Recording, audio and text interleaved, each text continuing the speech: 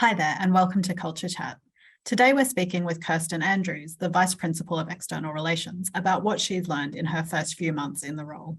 Since you've started in your new role as Vice Principal External Relations, you've spent a lot of time talking to colleagues about how they can partner with external organisations.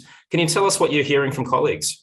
Well, the most exciting thing is that I'm hearing that there's great appetite to increase our engagement with the external community, whether that be for research, teaching, or indeed a community service objective. And there's great appetite too from the external community to engage with the University of Sydney, because the idea of mutual benefit for the work that we do here is very clear to all parties. Well, it sounds like there's great energy out there and a desire for people to get better.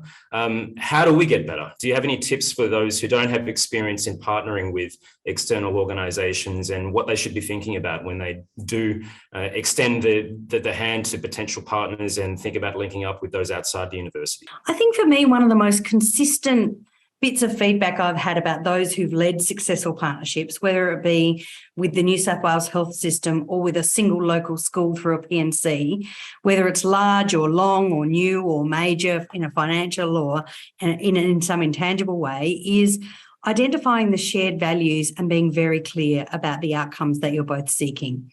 It is perfectly reasonable to seek a benefit to you as a researcher or a teaching member of our teaching staff. It doesn't all need to be service-led. However, it should be mutually beneficial. They are the most successful long-term partnerships, and where people are clear about that from the outset.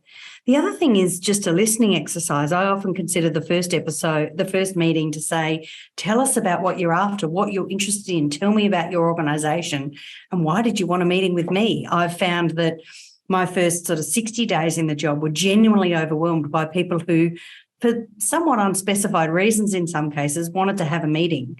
And it was only in the sort of 30th minute or the 40th minute of the meeting that the real opportunity for engagement started to become clear. Thanks, Kirsten, for some great advice on how to build long-lasting and mutually beneficial partnerships.